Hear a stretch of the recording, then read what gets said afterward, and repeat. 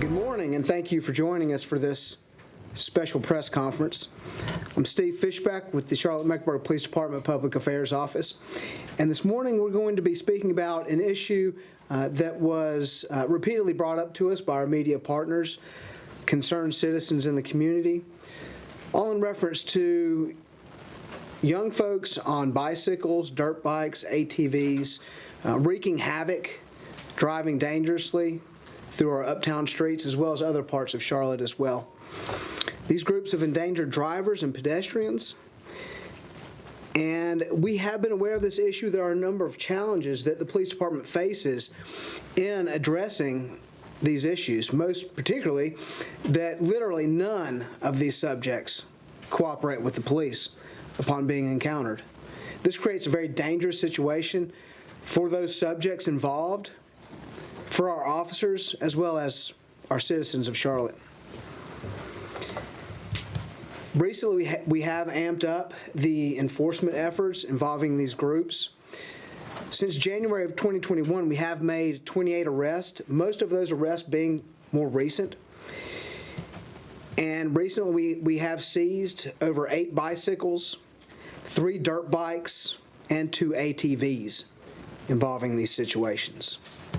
The charges for these individuals range from reckless driving to obstructing officers to assault with a deadly weapon. Perhaps what's very troubling are the ages involved. The ages of people being charged are as young as 11 years old. And then that ranges up to the mid-20s. Joining us today, and our main speaker is Captain Brett Balamucky of the Central Patrol Division. He's going to discuss a number of these enforcement efforts, and he's also going to start with a recent case that took place at Romare Bearden Park from earlier this month. Captain?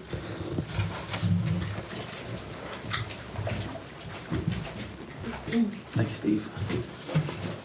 Last name spelling B-A-L-A-M-U-C-K-I. Good morning, everyone. I would like to start off with thanking everyone for being here and helping us get this message out.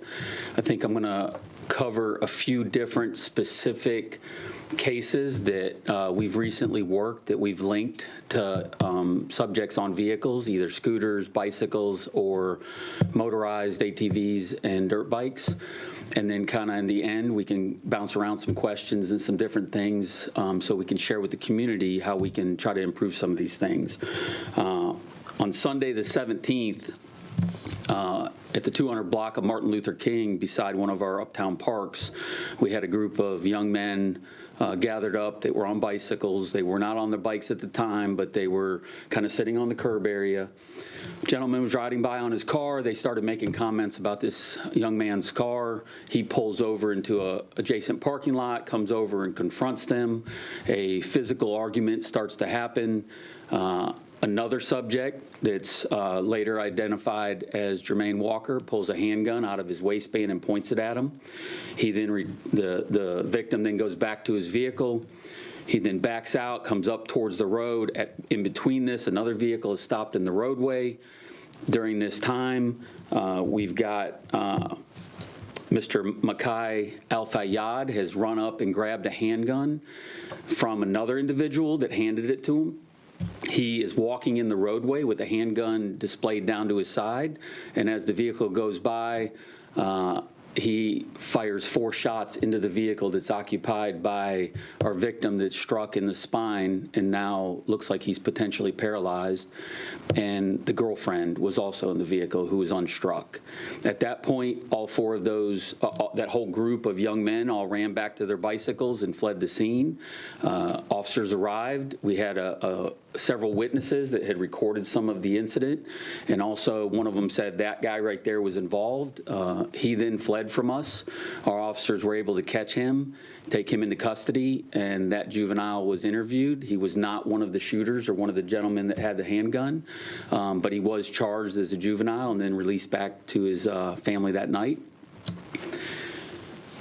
From that evidence of those crimes where Mr. Al-Fayyad and Mr. Walker were both charged, a detective in Freedom Division, Detective Abdullah, contacted our detective and said, hey, I'm looking at something connected with them on one of his cases that had happened on the 10th of April over on Valleydale, where a gentleman was shot inside of a vehicle and his dog was also shot during a confrontation on the road where they pulled up beside him and shot into his vehicle and shot him.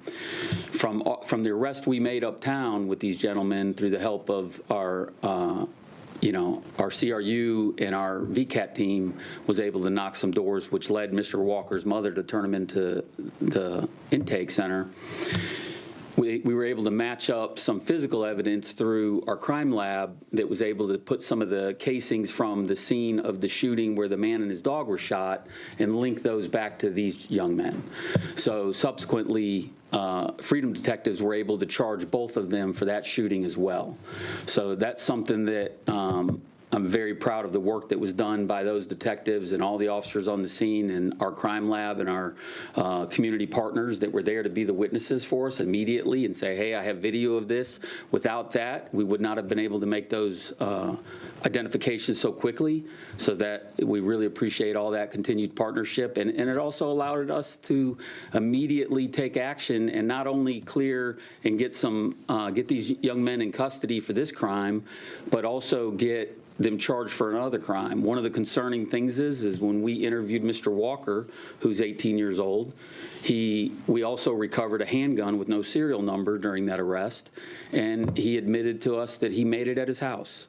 So now we've got an 18-year-old making firearms in his home that now are being passed around or used or pointed at people throughout the city. So very discouraging, but also something that, we just have to make adjustments and continue to try to change some of this behavior. Well, that's our incident one, right? So that right there happened on Sunday the 17th. Our officers continuing, as you heard from Lieutenant Fishback, we continue to try to do deliberate enforcement efforts with these kids on bikes that a lot of times were just playing chicken with cars, riding recklessly. A lot of it, wasn't violent, right? And we've seen a really big uptick of the violence associated with these groups. We had the Parkwood Avenue motorist that struck the kid on a bike, and when he got out to check on him, they beat him up, took his stuff, and took his car. All four of those young men were arrested. Several of them were well known by officers as repeat offenders, as juveniles. So on Wednesday of the 20th, our crime reduction unit and patrol guys were actively looking for this type of behavior and witnessed 4 young men on Tryon Street, whipping around on a couple of the electronic scooters, doing power slides and stopping in front of vehicles and just being going into oncoming traffic. They try to stop them. They flee. Moments later, a motorist stops and confronts them because of the actions they were doing. One of them, age 12, pulls out what looks to be a handgun and points it at him. The driver immediately retreats back in his vehicle, notifies a police officer he sees on foot uptown, who radios that in. That then escalated things for our officers to actually, if they needed to, pursue the young men, not just try to stop them and get compliance. We were able to get all 4 in custody. They ranged from ages 11, one was 12, a third was 12, and the other one was 15 years old. So now we've got 4 young men on these scooters.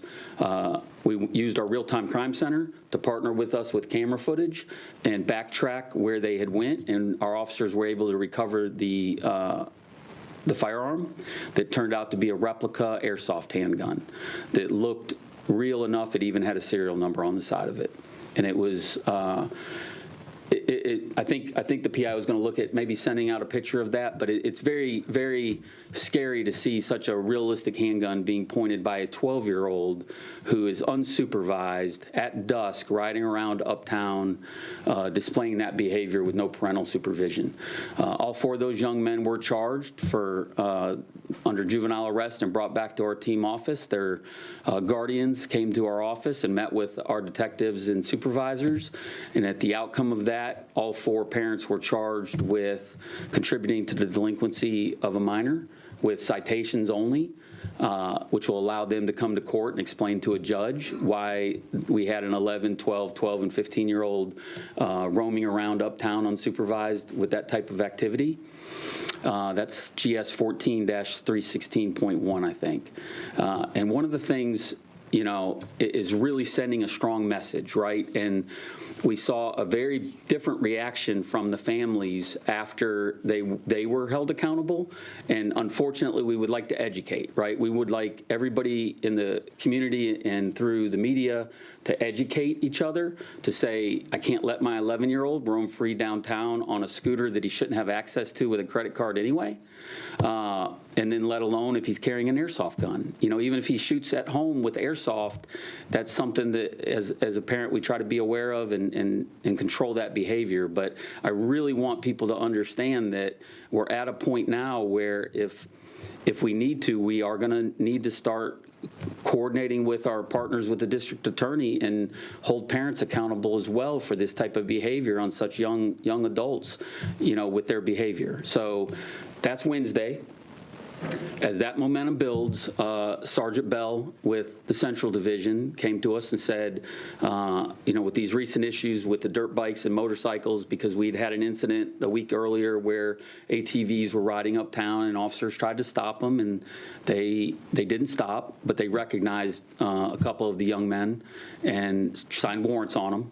So that there were active warrants. One of them still has active warrants on him for that incident because we just didn't have the aviation unit was tied up on another call, and officers couldn't pursue the ATV just for traffic and reckless driving.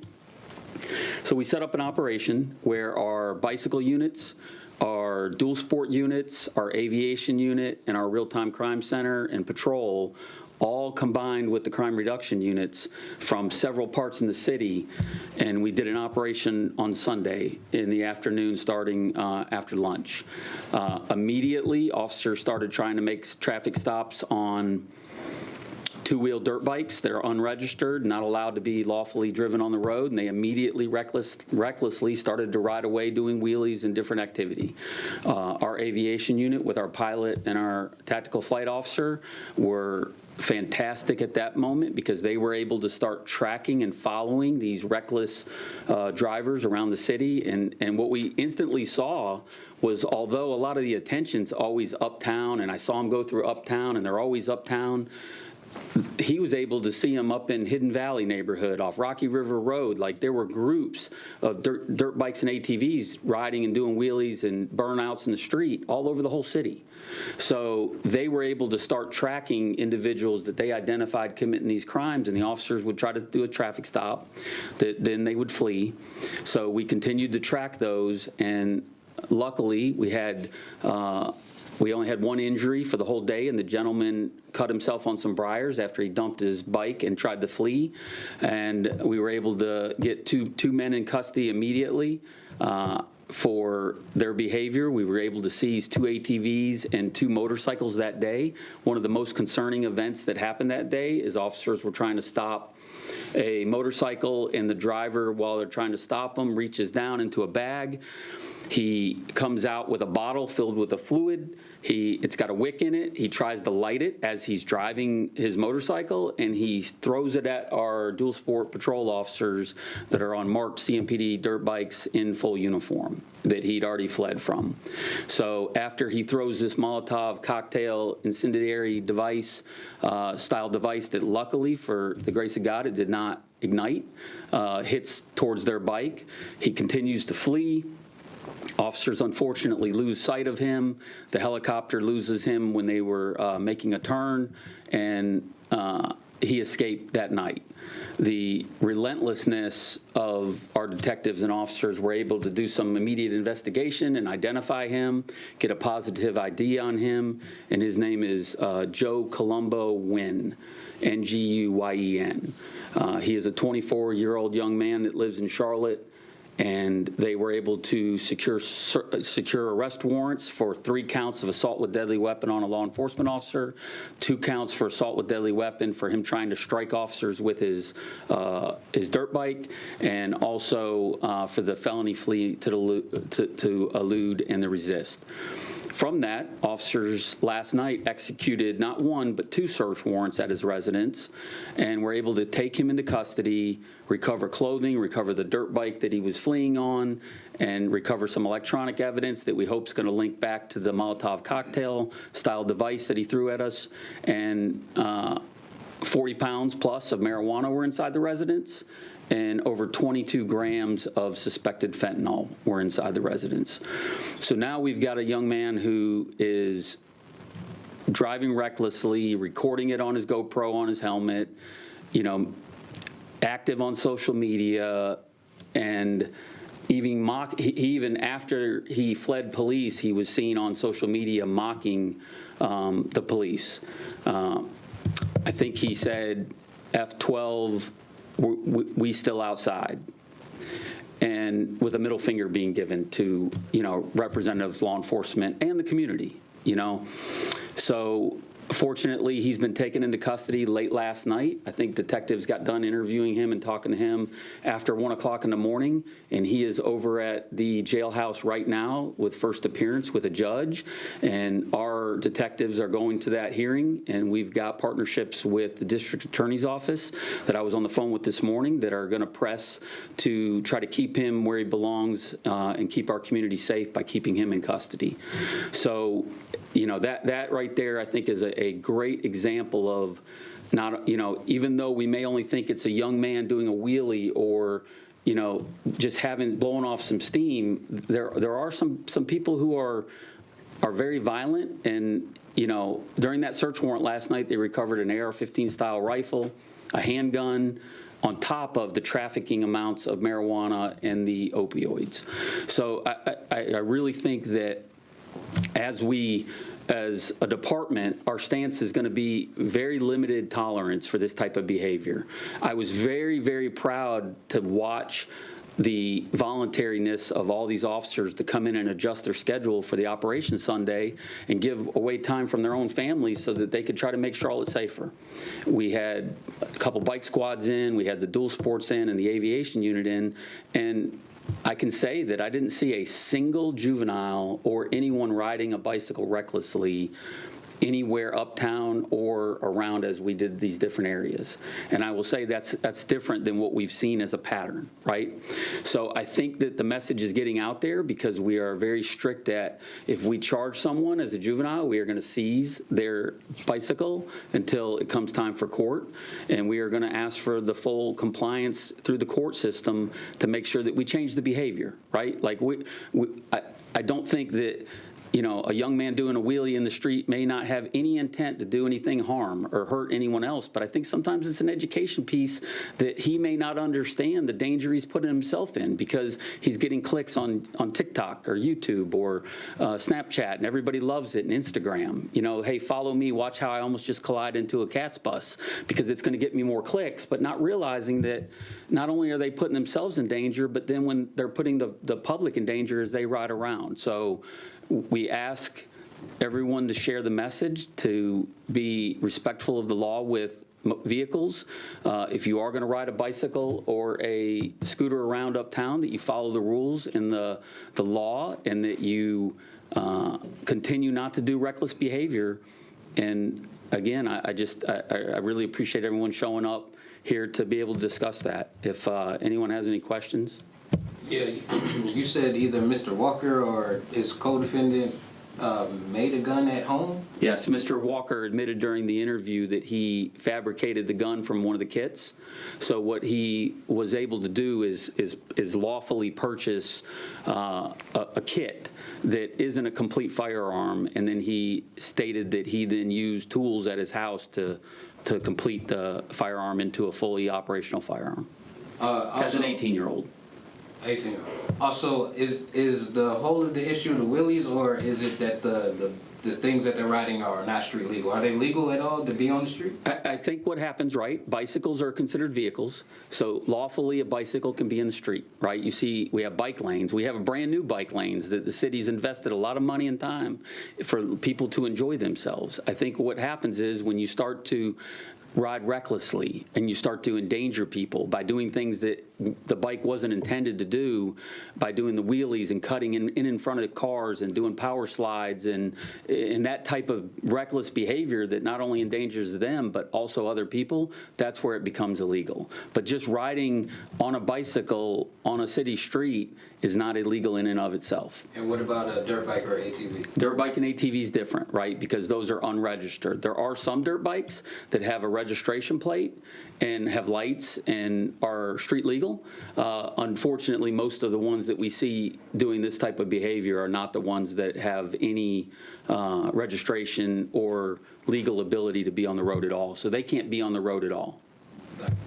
So Yes, ma'am. you mentioned holding parents accountable and then also mentioned your partnership with the district attorney. But I talked to the district attorney's rep a couple of weeks ago, and they said that they were unaware of the bicycle group and the issues because there's no mechanism in place to search for groups on bicycles who are, involved in crimes. So how are you guys going to work with them to tackle this issue when there doesn't seem to be a mechanism in place to identify these specific groups? Yeah, and I think you bring up a great point, because what happened is as we started to get requests from journalists like yourself and others, we started to notice that because sometimes these bikes are seized and the kid is just written for reckless, sometimes they're seized during another crime, sometimes there's just different aspects of how we record that type of crime that it didn't make it easy for the department to kind of tally up, hey, in the last month, I've been able to charge this many people for this type of behavior. So one of the things we looked at is we've met with our crime analysis unit and we started to do a spreadsheet just at least uptown, right? Because uptown is kind of the focal point because it's got the buildings and it's exciting and we have a lot of bustling nightlife. So one of the things is that now anytime somebody has a charge or anything bike related, we are putting it into a single kind of spreadsheet for the division so that we can then share that with the district attorney if they need it, but also really for us, and as we get requests that, hey, in the last 3 months, how many bicycles have been charged with this type, bicyclists have been charged with this type of behavior, we'll at least have a more accurate reading moving forward. And I think that is, us starting that a few weeks ago is probably what helped, Lieutenant Fishback gather some of those specific numbers he shared with the group today, so that we can at least try to track these specific offenders, because really we want to change the behavior. I don't need to have officers sitting in juvenile court over a kid driving recklessly on a bicycle. But what we can't have is kids pulling out handguns or look-alike handguns, endangering the public and themselves because there's no accountability. So I think that the full court press is here pre-summer. It's going to continue, and we're going to, hope that through our community partnerships that we're going to change this behavior. So this issue itself has been going on for years. This is not something new. So why the focus now? What made you guys start to zero in on this? I think it's got a violence to it, right? It's got more violence associated with it. We used to get a lot of complaints about kids riding wheelies and disrupting traffic, right? Officers would try to stop them, they would flee, and that's kind of where that went, right? And now we're starting to see these emboldenedness of our younger groups getting more aggressive with people that confront them, and now suddenly we've got weapons being involved, and that's really why we're gonna crank it up on our end with that. Part of that other thing was a lot of the streets were shut down. Some of them were shut down during the pandemic, and different events going on nationally, and it allowed more people to have access to different roads and streets and a bigger platform, and we welcome that as long as it's legal and we can, support that and keep people safe. We're not against kids in expressing themselves in different ways, but as it gets to where it becomes criminally unlawful, we are going to stand with that to keep people safe, including them, even if they don't understand it. I have 2 more questions for you. You mentioned that you went after charging the parents in one of the circumstances. How long has that been a focus for you guys, or is that something new that you're doing to try to curb this activity? It's always been there, right? So we've used that as a consistent tool to hold people accountable when we see juvenile activity or delinquent behavior that could have been averted had there been some parent involvement, right? Or a lack of it that leads to charging something like that on a citation, right? So that's not something brand new, but I think it is something that, you know, we as a department have to send a strong message that this won't be tolerated. And sometimes telling a 11-year-old you can't do that, or a 12-year-old, hey man, you can't carry an airsoft gun around and point it at people because they're mad because you're driving recklessly in front of them and almost caused an accident because he's 12. You know, he may or may not understand how dangerous that situation was, where he could have been shot and injured by the man he pointed the gun at. And so I think that by us now saying that accountability is going to go around the whole spectrum of his support structure, that pressure is now not just going to be CMPD asking them to stop, but it's also going to be coming from home. And some of the parents, honestly, some of them are working a couple jobs, they're busy. You know, hey, I'm going to go to my friend's house, but they're actually going uptown. There's circumstances where parents may not have knowledge of what the kids do. And at the end of the day, there's free will. You know, a young man or woman can make a mistake and make bad decisions, but on circumstances where we have evidence to show that could have been averted or that charge fits, we will use it in a citation. And there's such a focus nationally on these ghost guns right now. Is this one of the first circumstances that you're seeing this, or are you seeing an uptick in people making these guns at home? What are you guys seeing at CMPD? We have seized quite a few, right? Like I have seen through reading violence around the city, they are starting to pop up at a more frequent rate. But again, a gun with no serial numbers, dangerous just like a gun with a serial number. You know, however it was made doesn't make it any less dangerous for us, but it does create sometimes challenges to backtrack where the origin of the handgun was, like who bought it, where it came from, especially if someone makes one for themselves legally and then it's stolen. It's very hard if there's no identifiers on that handgun, as we talked last week about securing your firearms and vehicles and firearm safety. That's something that, you know, is very difficult for us to ever match that gun back to the owner if it's stolen, because it doesn't have distinct numbers usually, unless the gentleman making it puts distinct numbers on it. Actually, if no one has another question, I have one more for you. As of a couple weeks ago, CMPD said that they do not track bicycle thefts. Is that something that you guys are starting to track or have any interest in tracking when it comes to these groups? Because I've heard that they will go out and just steal another one and carry on with the activities that they do. I just think it's something, right, that we just have to continue to work with the analysts on how we capture the data to search specifically for bicycles being stolen.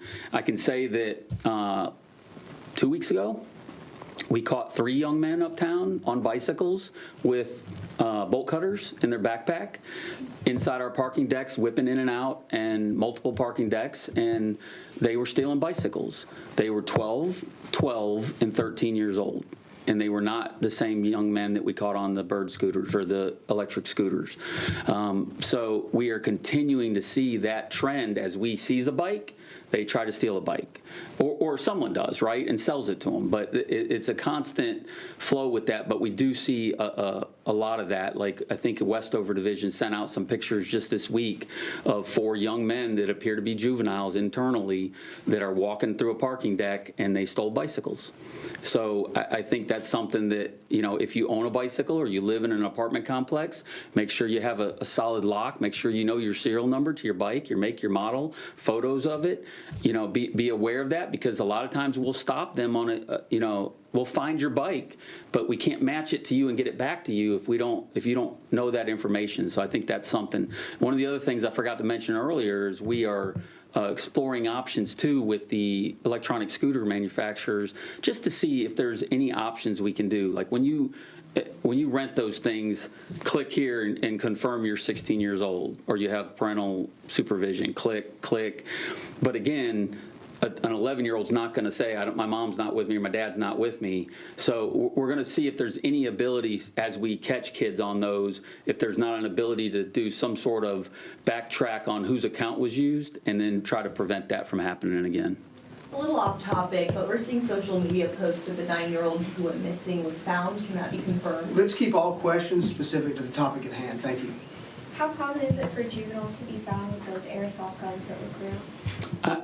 I think it's pretty common, right? Because a lot of them enjoy shooting them. Like they shoot them for target practice, or sometimes they're in different, they can do competitions in them, right? But I think that we do see a large amount of them where they take them and they represent them as real firearms, because they're so young, unless someone's left a handgun in a car unlocked and it's been stolen and the access is restricted, I think, they sometimes will buy those from, and I think there's some restrictions on stores to sell those because it's like a BB gun. It shoots a rubber pellet or a rubber BB that just leaves a mark if you're hit, but it could injure an eye. Some of them shoot a little faster, but we do see that a lot in young men and young women in their possession sometimes when we have other issues, but it's frequent. Any other questions for the captain? Thank you.